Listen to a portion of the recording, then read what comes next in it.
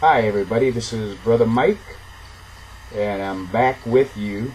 I hope you're not getting tired of seeing me, but it's just, I always have something to say, because this present topic, which is another video in a series of informative videos on the topic of my interaction with the Worcester Police Department, and now with the court system, following an assault that I experienced. And as I say in previous videos, you can always look at those videos and kind of get a little bit of a complete picture that I hope will give you a little bit more insight into what this particular video is about. And what it's really about is my source of motivation. You know, a lot of people say, Mike, you know, why do you do these things? You know, what motivates you to continue? You know, now you're fighting against the police department. All of a sudden, now here you are. You got a parallel fight going on, you know, with the court system over the same matter.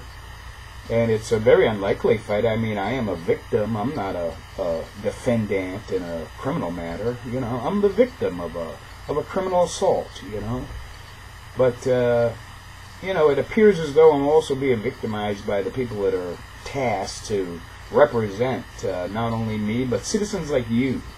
You know, when people who have a difficult time, you know, keeping the law, run afoul of the law, and interfere with the peace and solemnity of your life like this matter has mine.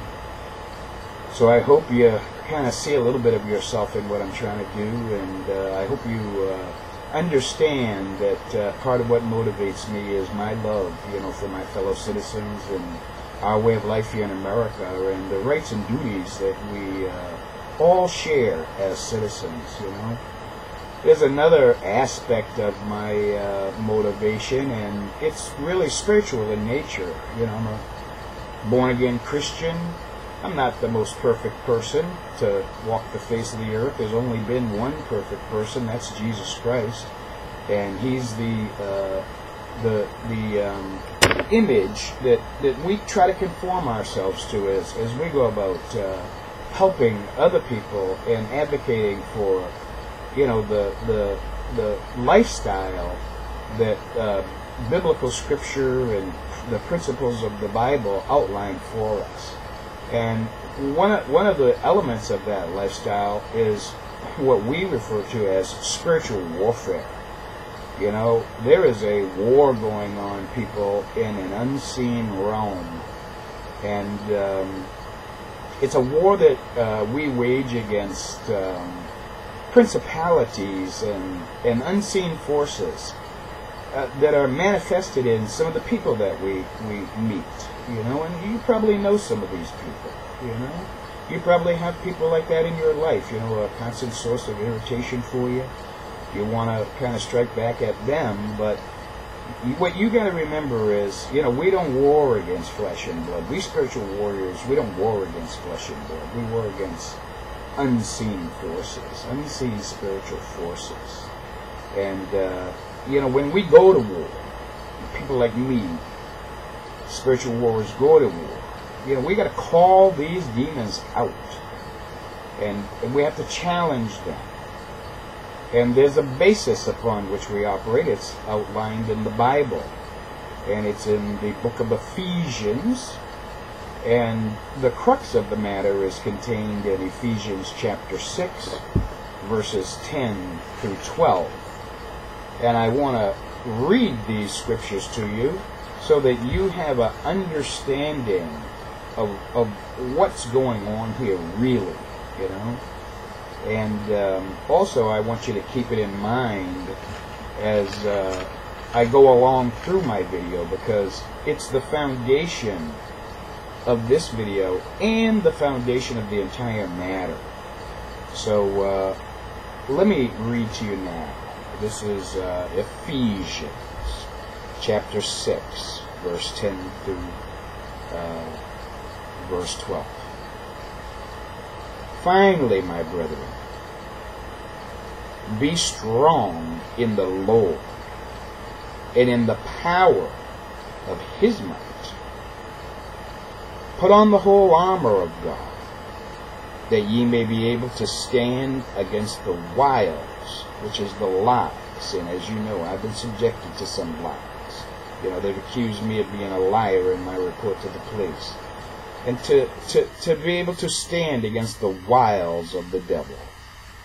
For we wrestle not against flesh and blood, but against principalities, against powers, against the rulers of the darkness of this world, against spiritual wickedness in high places.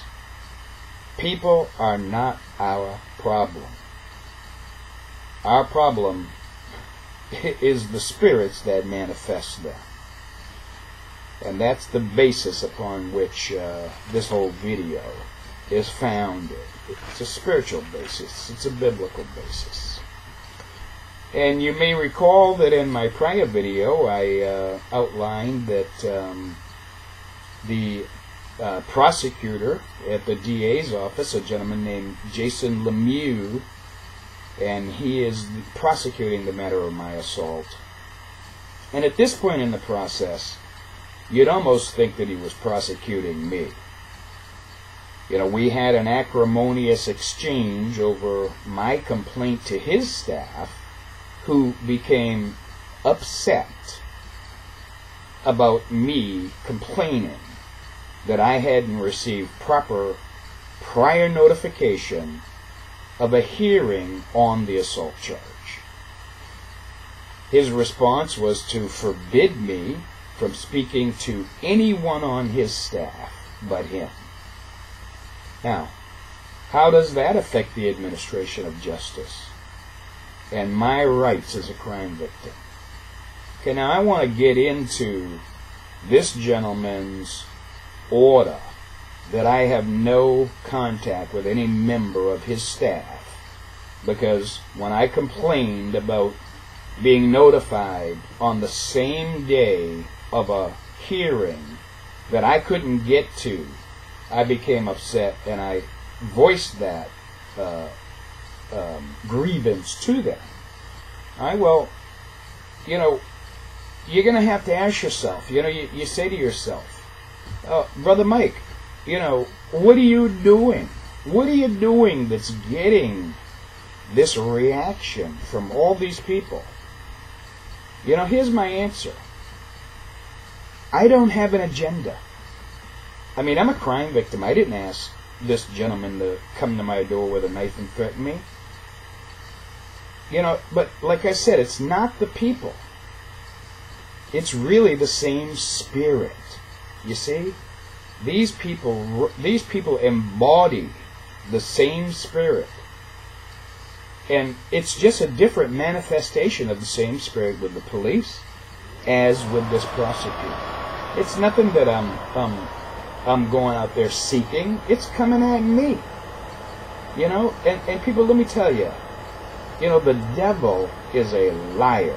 The devil is the father of all lies. He told the first lie that was ever told when he told Eve that if you eat that apple, you will not surely die.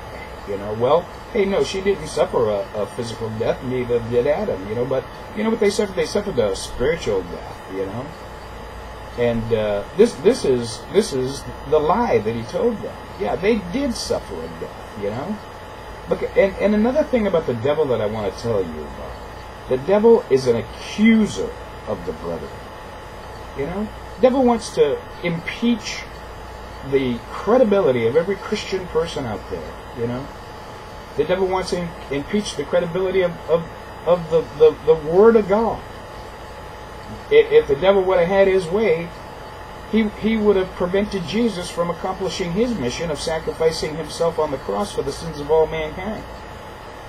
But what did Jesus do? He resisted, And when you resist temptation, it will flee.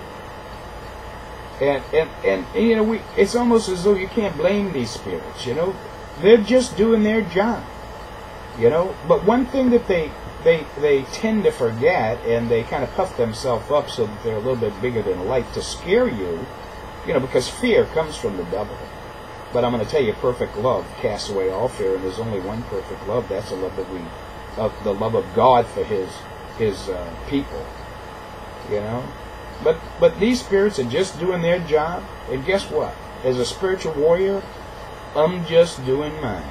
You know, and I do it not only for myself, but to please my God, and to be a servant to all the people out there that are similarly situated to myself, who may not possess the capability that I do of representing themselves, and advocating for higher ideals. You know. Now, people, I'm going to kind of get down into the anatomy of this remark, that the prosecutor made to me. But I want to preface it by saying that this country belongs to the people. This country does not belong to the government, and certainly not the corporations. The Creator has a master plan for us people, and that plan is peace and happiness for every man and woman. And that's ultimately where we're trying to get to, isn't it? Now, here comes Brother Mike the teacher. Alright? I got a paralegal degree. And I used to work as a clerk in the juvenile court. I used my paralegal skills in a number of different ways. One of the ways that I use them is in cases like this. I know what my rights are, and I know that we live in a society of rights and duties. I have a duty to advocate for myself as a citizen. The government has a duty to protect my rights that are granted to me by the organic documents of this country, namely the Constitution and the Bill of Rights. And the codification of these rights are embodied in a seemingly endless number of laws that govern us. And I'm going to tell you another thing, okay? I'll tell you why there are so many laws. There are so many laws because the Bible says, where there is no love, there's the law. So you can gauge the level of lovelessness in a society by the amount of laws that they have.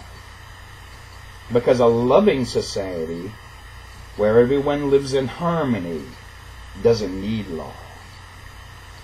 Now, the laws that I'm referring to in this case of the prosecutor becoming so personally upset at me airing a grievance, a legitimate grievance, about their failure to give me prior notification of a hearing, falls under two elements of the United States Constitution.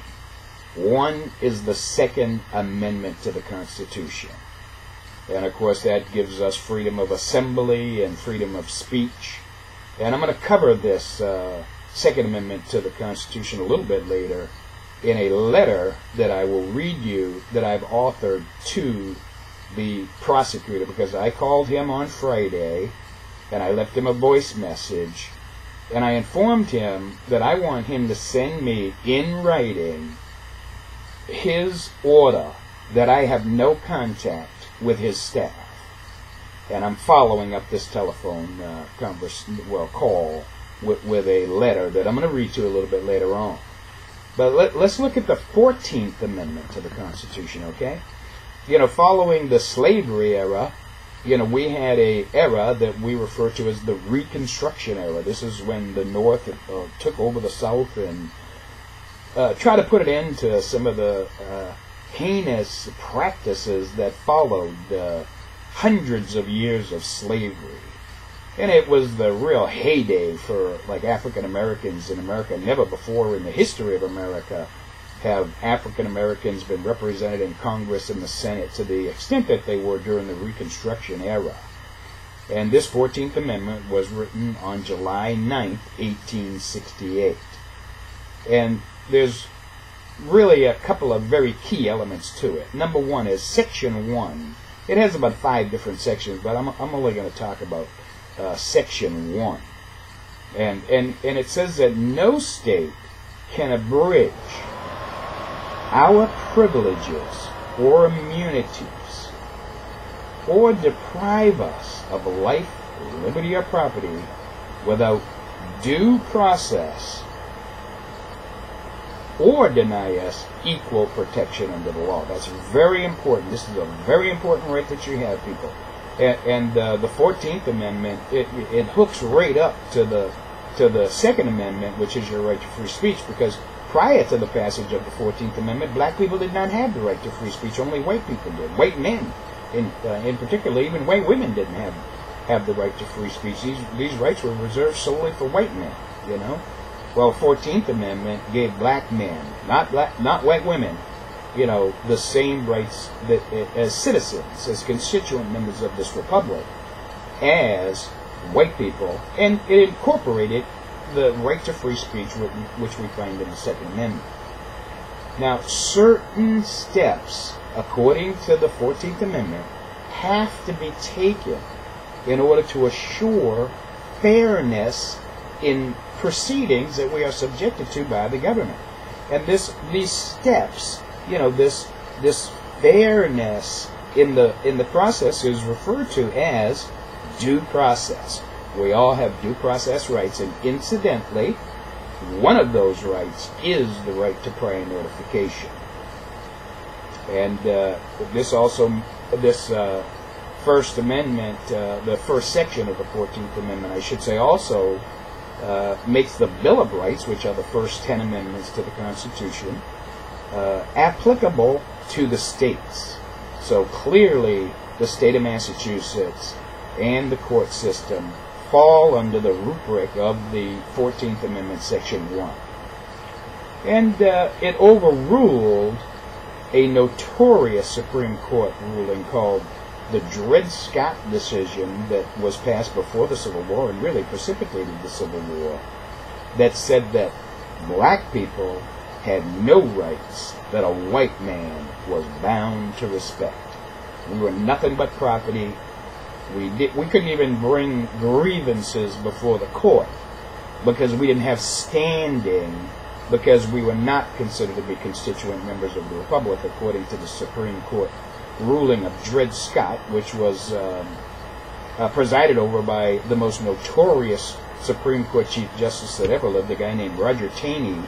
In fact, they have a hall in the Supreme Court with the pictures of every Chief Justice that ever presided over the court, and his is conspicuously absent because this gentleman was an insult to the court. He was a almost like a polar opposite of what the court is supposed to represent in American society.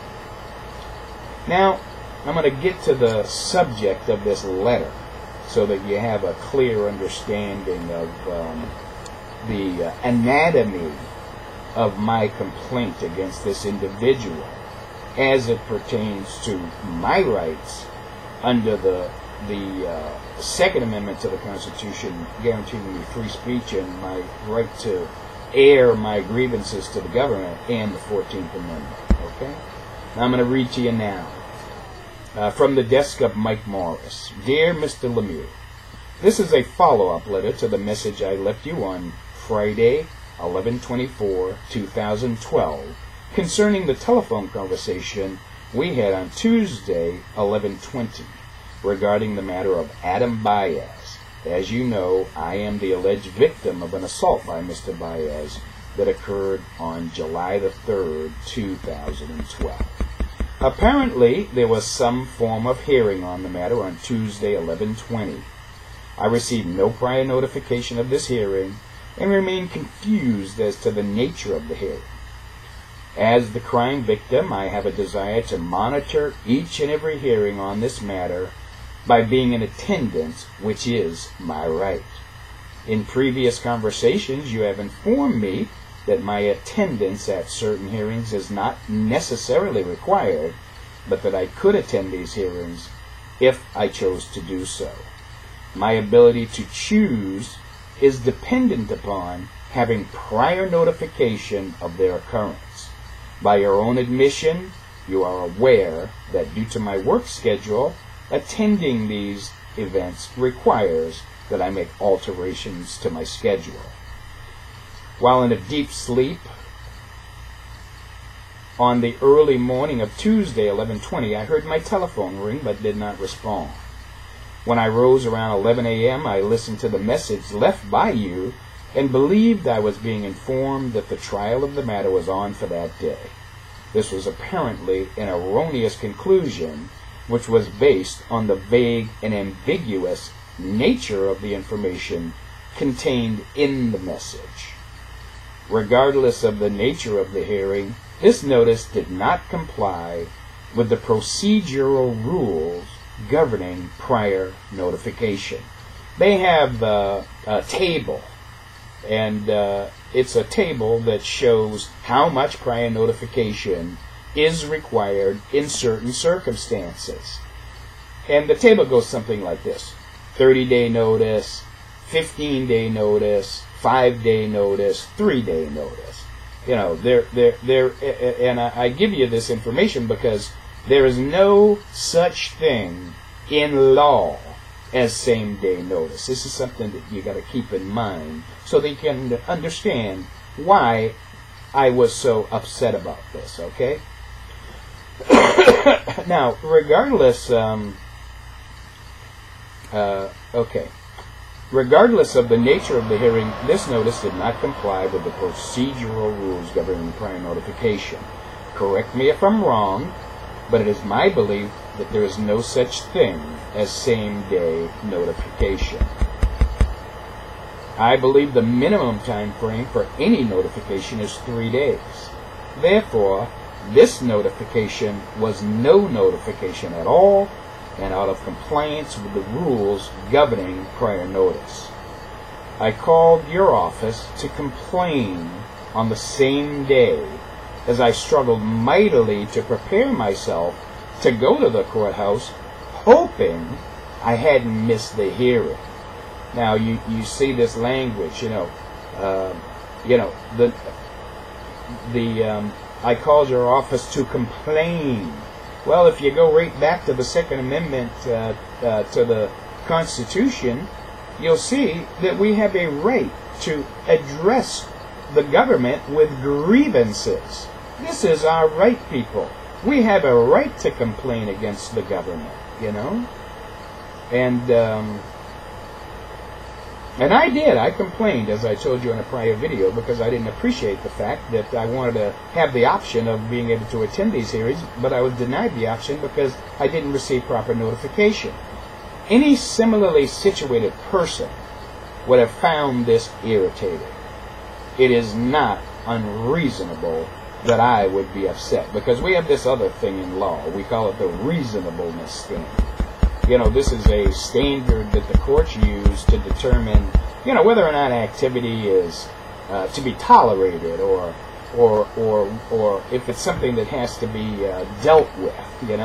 If it's unreasonable, yeah, okay, you got a problem. But they apply this reasonableness standard, and in any stretch of the imagination, it is reasonable for a person who has not received prior notification of a hearing as a crime victim to be irritated by that fact and to address their grievance to the government.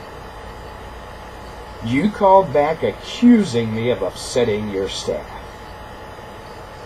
This was not my intention, and I have little control over the emotional response of your staff members to complaints received by crime victims who feel they have not been given constructive notice of hearings.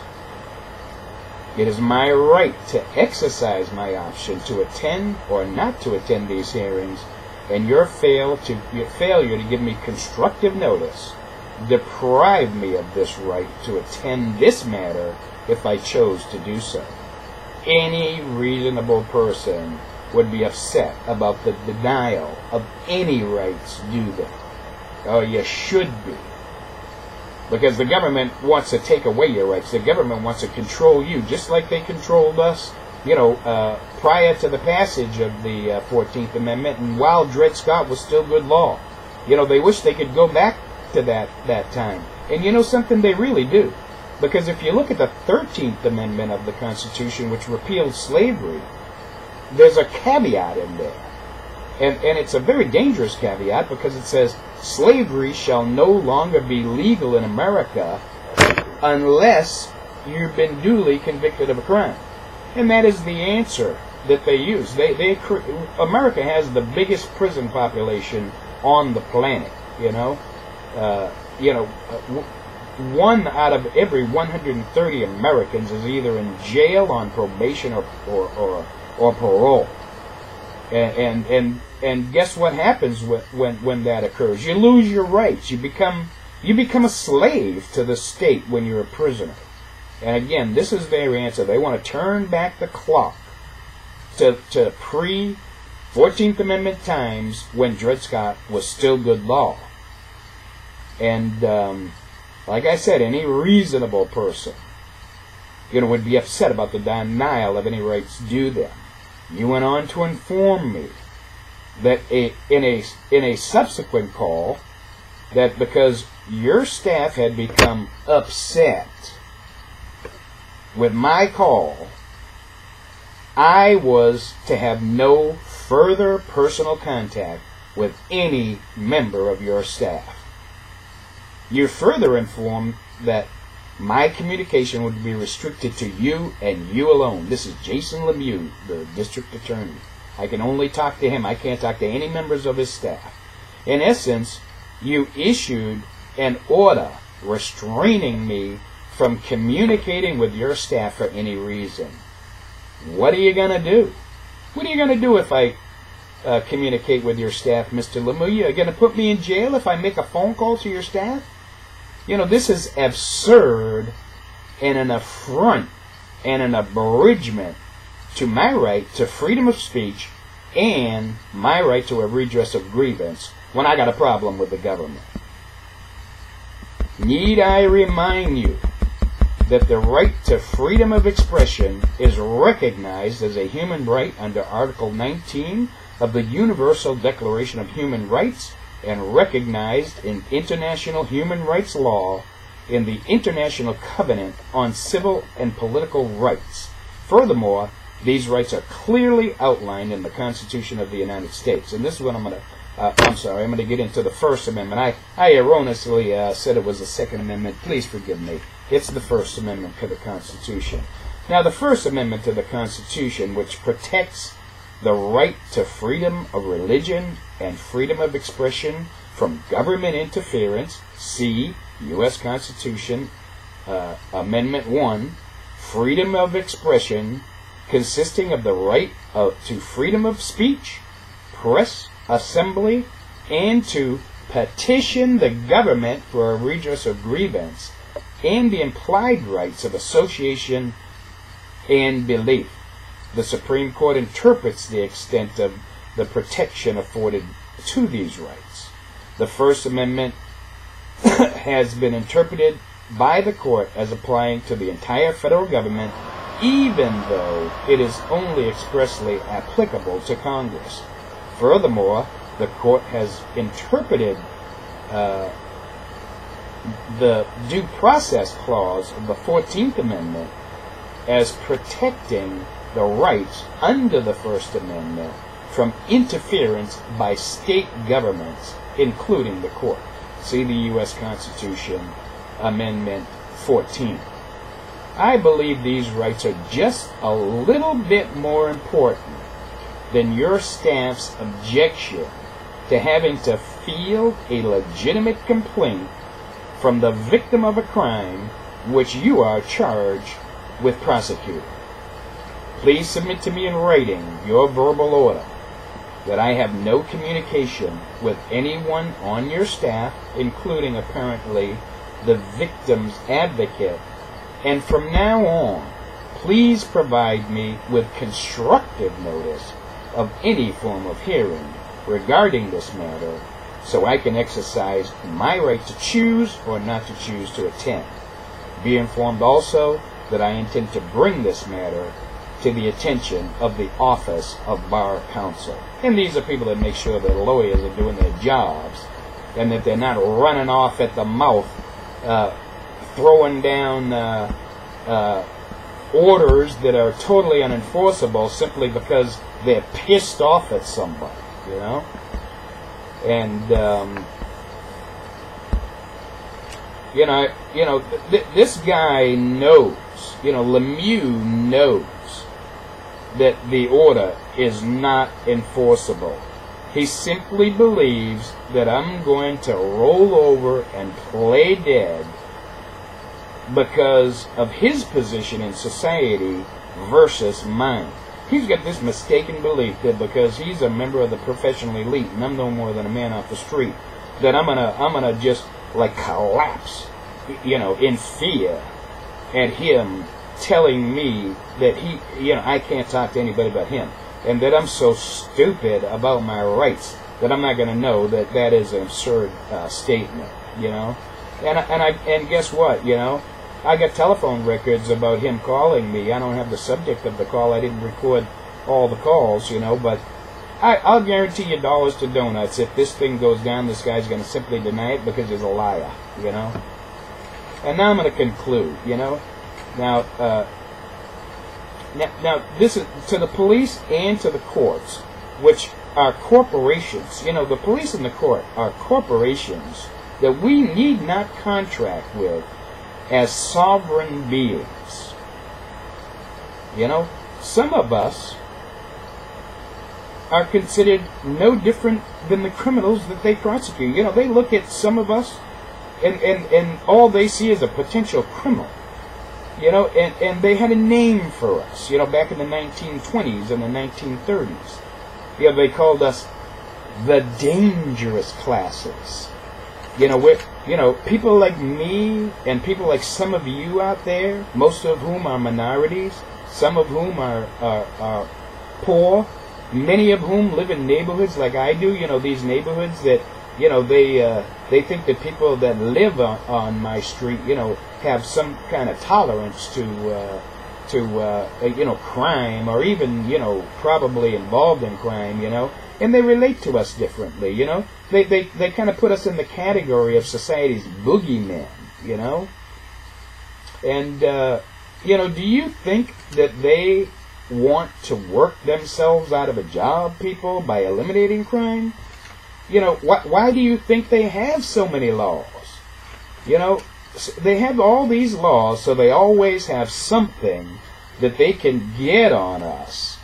And some of you are stupid enough to live lives that play right into their plane. Well, guess what? This, for me, has been a real wake-up call. It was like my alarm clock going off, and it's time to wake up, because these people down at that courthouse who get their ass all up around their shoulders somewhere, thinking that they can dictate to people like me, things that don't even have a basis in law and I'm supposed to obey, are sadly mistaken, and they really need to, get an understanding, like I have said in previous videos, that they are our public servants, Hey, this is the government of the people, by the people, and for the people. They want to flip the script on us. They want to have control over us when we should have control over them. And this is the reason why I think this video is so important, people, because, when your government gets so far off the rails that they are going to, and this guy has got a college education, I'm sure, that he paid big money for, and he knows better than to tell a member of this republic that they don't have the right to free speech, that they don't have the right to air their grievances to the government, And what does that do to the fair administration of justice, How do I, as a crime victim, get the best resolution out of the system when I am forbidden from speaking to victims advocates and members of the court staff, and having my communication restricted solely to a person who apparently does not respect my rights as a citizen of the United States? So I just wanted to make you aware of this latest development, and give you an idea about the lengths that these people will go to, when they meet somebody who does not conform to their image of who we're supposed to be. We're supposed to be these compliant, people who, knows, and when we call up with a legitimate complaint, they want to slap us down. And hey, guess what? This guy's going to pay the price, because I'm going to make a complaint to this association that governs the conduct of attorneys, and they can act on it. And I think they have enough to clearly say that this guy stepped out of his position in this society simply because he was pissed off that some Negro from Oriat Street had the nerve to complain about him not giving me adequate notice of a hearing when he knew what my schedule was. And it may sound like it's trivial, it may sound like it's not a big matter, but guess what? It is at the crux of this whole thing, because as long as these people perceive us to be the kind of individuals that this person apparently perceives me to be, we're going to have a problem getting justice in America and having our rights recognized. And until we put these people in their proper place, they're going to continue doing this. Well, this is one spiritual warrior that is out there on the front lines, and I'm not going to rest until these people understand that we do live in a society of rights and duties, and they got a duty to me just like I got a duty to them, and I have certain unalienable rights that they do not have the right to step on. I don't care what their position is in the community versus mine. So anyway, folks, I don't want to take up too much more of your time, but I do want to thank you for being with me. I hope that you will take advantage of some of the information. Go ahead over to Google and Google the First Amendment to the Constitution. Give yourself a little idea about what your rights are under the First Amendment. Do look at the 14th Amendment, because that's one of the best amendments to the Constitution that was ever passed, because a lot of the rights that we have are incorporated into the 14th Amendment. And you really need to know, what your rights are, so these people don't walk all over you with impunity, okay? And so I'm just going to sign off now. I'm going to say thank you for listening, and this is Brother Mike, and it's a pleasure once again to come to you in the form of a spiritual warrior, a teacher, and a friend. Take care, and God bless.